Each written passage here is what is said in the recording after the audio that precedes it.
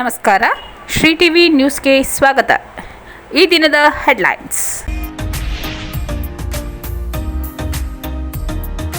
ಗುಂಡ್ಲುಪೇಟೆ ಪಟ್ಟಣದಲ್ಲಿ ತಾಲೂಕು ಹಂತದ ಪ್ರತಿಭಾ ಕಾರಂಜಿ ಮತ್ತು ಕಲೋತ್ಸವ ಕಾರ್ಯಕ್ರಮ.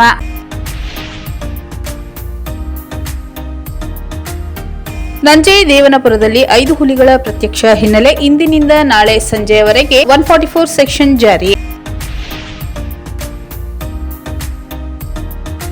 ಪಲ್ಸ್ ಪೋಲಿಯೋ ಕಾರ್ಯಕ್ರಮಕ್ಕೆ ಜಿಲ್ಲಾ ಪಂಚಾಯತ್ ಸಿಇಒ ಮೂನಾರೋತ್ ರವರಿಂದ ಚಾಲನೆ.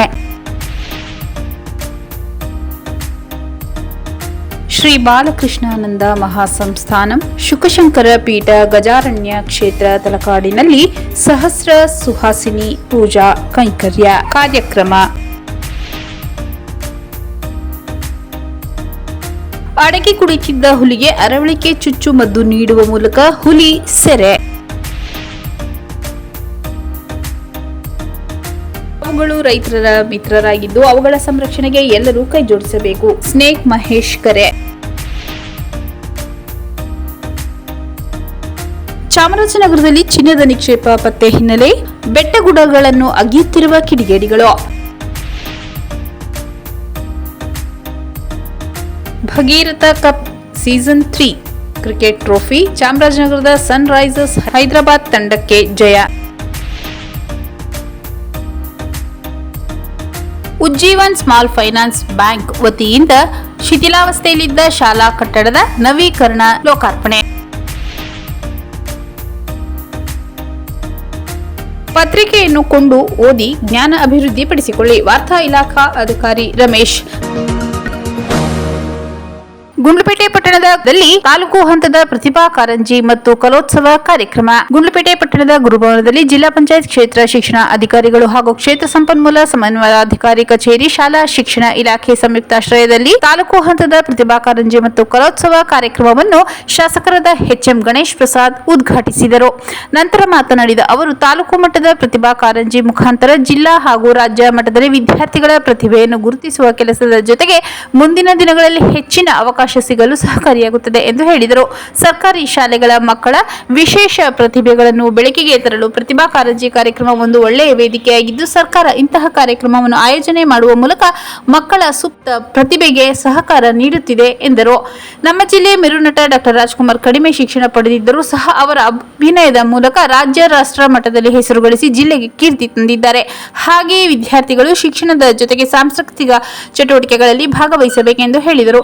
ಕ್ಷೇತ್ರ ಶಿಕ್ಷಣಾಧಿಕಾರಿ ಸ್ವಾಮಿ ಮಾತನಾಡಿ, ವಿದ್ಯಾರ್ಥಿಗಳಲ್ಲಿರುವ ಸುಪ್ತ ಪ್ರತಿಭೆ ಹೊರತರುವ ಉದ್ದೇಶದಿಂದ ಸರ್ಕಾರ 2012ರಲ್ಲಿ ಪ್ರತಿಭಾ ಕಾರಂಜಿ ಕಾರ್ಯಕ್ರಮ ಜಾರಿಗೊಳಿಸಿದೆ.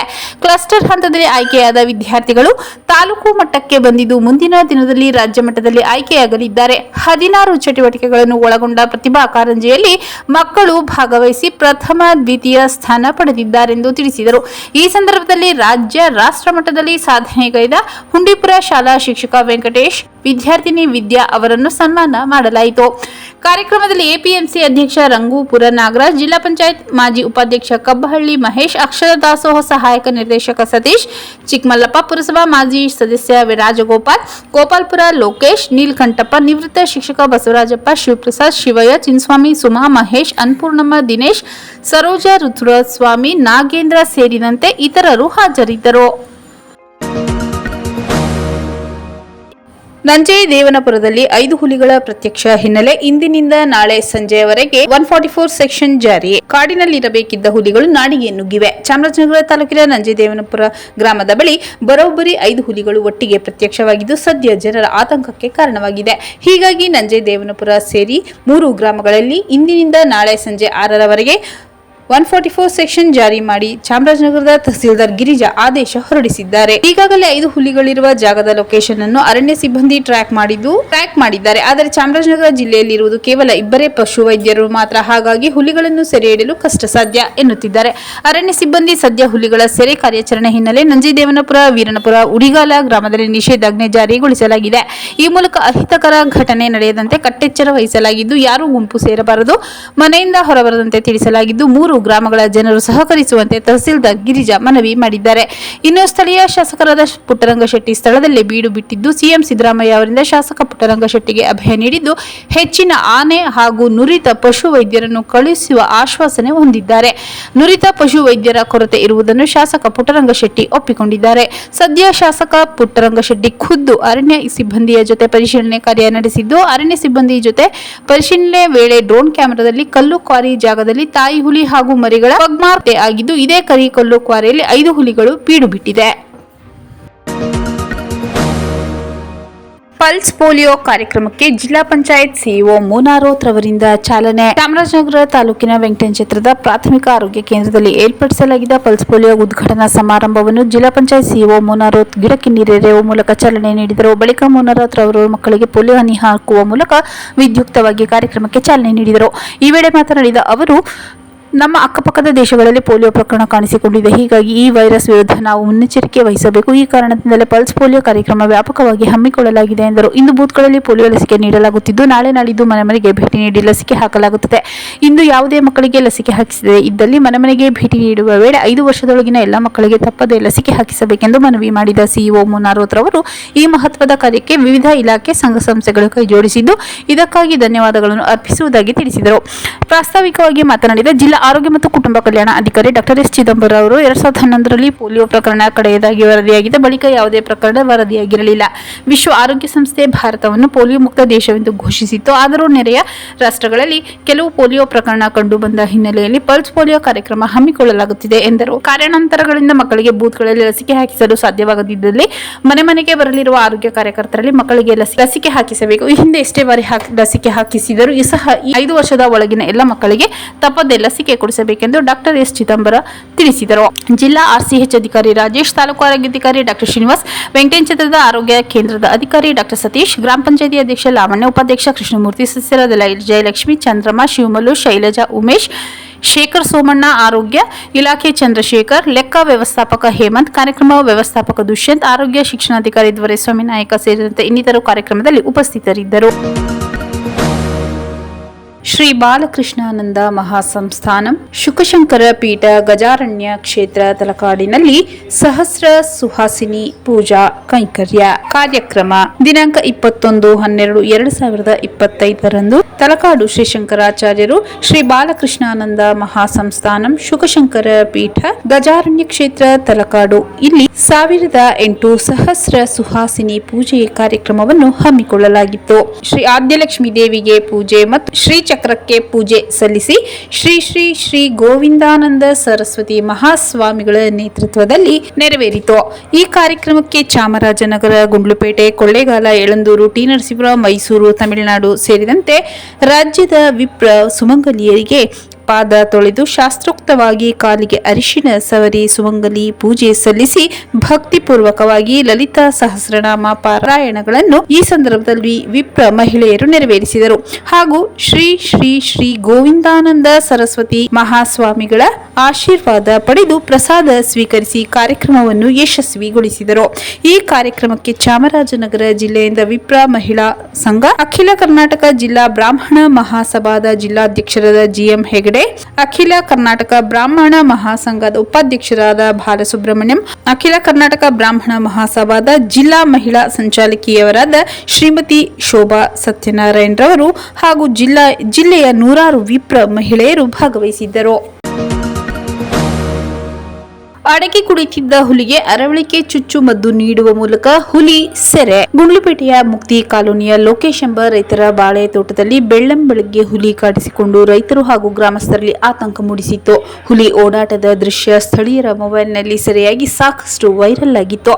ಇದರ ಆಧಾರದ ಮೇಲೆ ಕೂಂಬಿಂಗ್ಗೆ ಇಳಿದ ಬಂಡೀಪುರ ಹುಲಿ ಸಂರಕ್ಷಿತ ಪ್ರದೇಶದ ಮದ್ದೂರು ವಲಯ ವ್ಯಾಪ್ತಿ ಅರಣ್ಯ ಅಧಿಕಾರಿಗಳ ತಂಡ ಬಾಳೆ ತೋಟದಲ್ಲಿ ವಿಶ್ರಾಂತಿಗೆ ಜಾರಿದ್ದ ಹುಲಿ ಕುರಿತು ಖಚಿತ ಮಾಹಿತಿ ಮೇರೆಗೆ ಪಶು ವೈದ್ಯಾಧಿಕಾರಿ ಡಾಕ್ಟರ್ ಮಿರ್ಜಾ ವಾಸಿಂ ಹಿಂಬದಿಯಿಂದ ಅರವಳಿಕೆ ಚುಚ್ಚುಮದ್ದು ನೀಡಿದರು.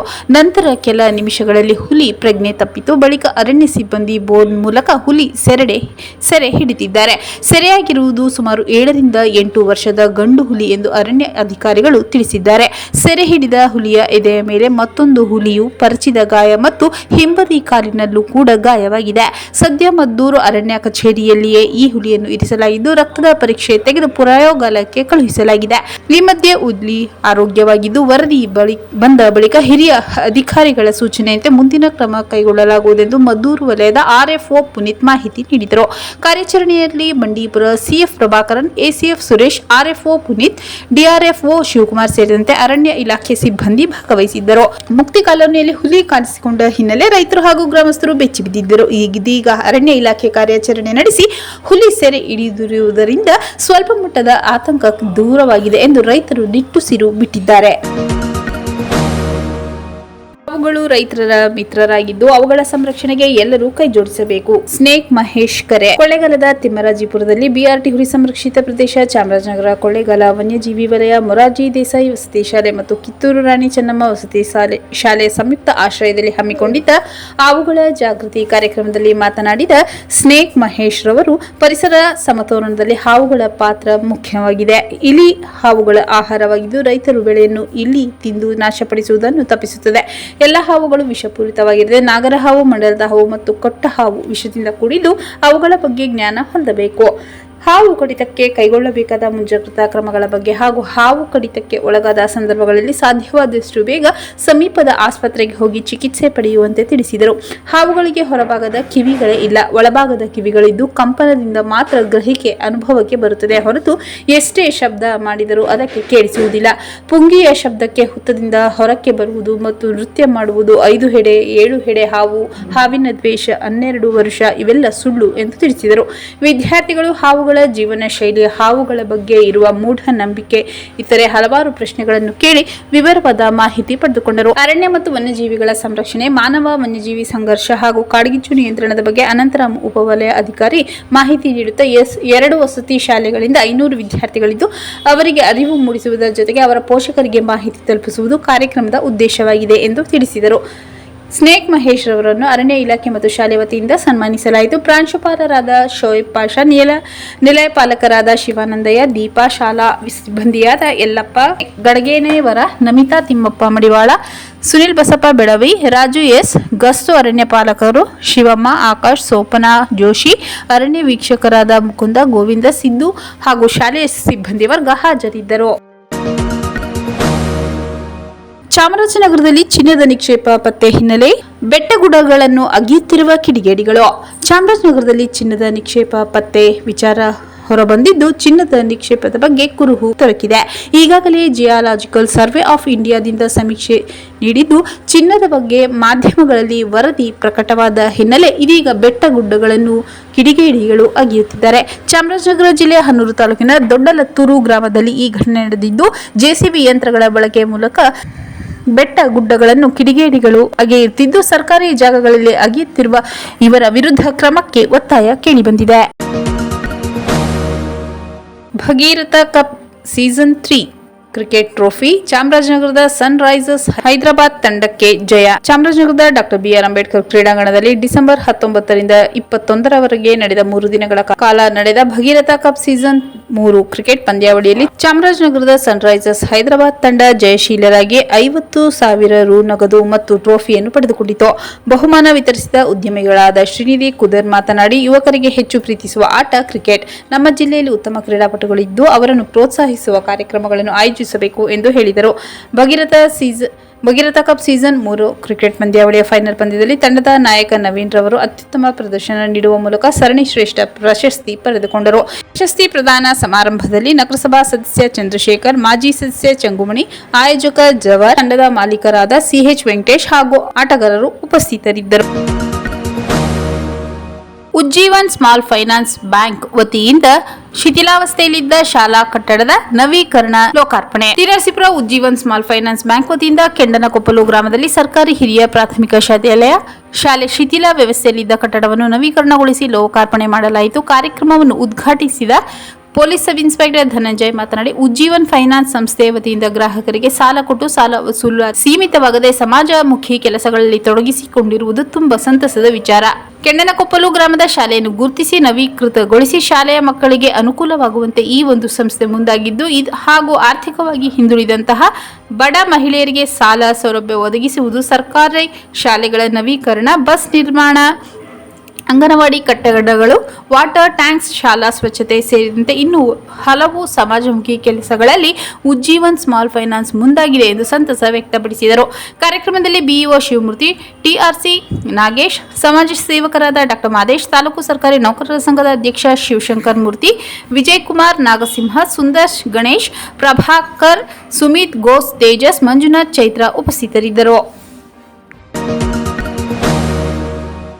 ಪತ್ರಿಕೆಯನ್ನು ಕೊಂಡು ಓದಿ ಜ್ಞಾನ ಅಭಿವೃದ್ಧಿ ಪಡಿಸಿಕೊಳ್ಳಿ. ವಾರ್ತಾ ಇಲಾಖಾ ಅಧಿಕಾರಿ ರಮೇಶ್, ಪತ್ರಿಕೆಗಳನ್ನು ತೆಗೆದುಕೊಂಡು ಓದುವ ಅಭಿರುಚಿ ಬೆಳೆಸಿಕೊಳ್ಳಬೇಕೆಂದು ವಾರ್ತಾ ಇಲಾಖೆ ಹಿರಿಯ ಸಹಾಯಕ ನಿರ್ದೇಶಕ ರಮೇಶ್ ಹೇಳಿದರು. ನಗರದ ಜಿಲ್ಲಾಡಳಿತ ಭವನದಲ್ಲಿರುವ ವಾರ್ತಾ ಇಲಾಖೆ ಕಚೇರಿ ಸಭಾಂಗಣದಲ್ಲಿ ಚಾಮರಾಜನಗರ ಪಬ್ಲಿಕ್ ವಾಯ್ಸ್ನ ಬೆಳಗಿನ ದಿನಪತ್ರಿಕೆ ಕ್ಯಾಲೆಂಡರ್ ಅನ್ನು ಬಿಡುಗಡೆ ಮಾಡಿ ಮಾತನಾಡಿದ ಅವರು, ಪತ್ರಿಕೆಗಳನ್ನು ಕೊಂಡು ಓದಿ ತಮ್ಮ ಜ್ಞಾನ ಅಭಿವೃದ್ಧಿ ಪಡಿಸಿಕೊಳ್ಳಿ ಎಂದರು. ಜಿಲ್ಲೆಯಲ್ಲಿ ಚಾಮರಾಜನಗರದ ಪಬ್ಲಿಕ್ ವಾಯ್ಸ್ ಪತ್ರಿಕೆ ಉತ್ತಮವಾಗಿ ಬರುತ್ತಿದೆ ಎಂದು ಮೆಚ್ಚುಗೆ ವ್ಯಕ್ತಪಡಿಸಿದರು. ಚಾಮರಾಜನಗರ ಪಬ್ಲಿಕ್ ವಾಯ್ಸ್ ಪತ್ರಿಕೆ ಸಂಪಾದಕರಾದ ಶಿವಶಂಕರ್, ಪತ್ರಿಕೆ ಜಿಲ್ಲಾ ವರದಿಗಾರ ಹಾಗೂ ಚಾಮರಾಜನಗರ ಜಿಲ್ಲಾ ಪತ್ರಕರ್ತರ ಸಂಘದ ಅಧ್ಯಕ್ಷ ಜಿ ಬಂಗಾರು, ವಾರ್ತಾ ಇಲಾಖೆ ಲೆಕ್ಕಾಧಿಕಾರಿ ಗಣೇಶ್, ವಾರ್ತಾ ಇಲಾಖೆ ಪೂರ್ಣಿಮಾ, ಪತ್ರಿಕಾ ವಿತರಕ ಹಿನಾಯತುಲ್ಲಾ ಶರೀಫ್ ಸೇರಿದಂತೆ ಪತ್ರಿಕಾ ಹಿತೈಷಿಗಳು ಹಾಜರಿದ್ದರು. ಮತ್ತೊಮ್ಮೆ ಮುಖ್ಯಾಂಶಗಳು.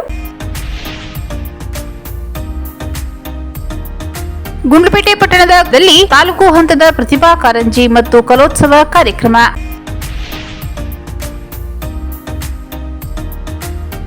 ನಂಜೇದೇವನಪುರದಲ್ಲಿ 5 ಹುಲಿಗಳ ಪ್ರತ್ಯಕ್ಷ ಹಿನ್ನೆಲೆ, ಇಂದಿನಿಂದ ನಾಳೆ ಸಂಜೆಯವರೆಗೆ 144 ಸೆಕ್ಷನ್ ಜಾರಿ.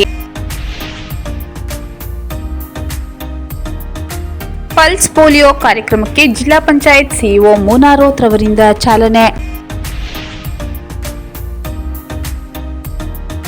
ಶ್ರೀ ಬಾಲಕೃಷ್ಣಾನಂದ ಮಹಾಸಂಸ್ಥಾನಂ ಶುಕಶಂಕರ ಪೀಠ ಗಜಾರಣ್ಯ ಕ್ಷೇತ್ರ ತಲಕಾಡಿನಲ್ಲಿ ಸಹಸ್ರ ಸುಹಾಸಿನಿ ಪೂಜಾ ಕೈಂಕರ್ಯ ಕಾರ್ಯಕ್ರಮ.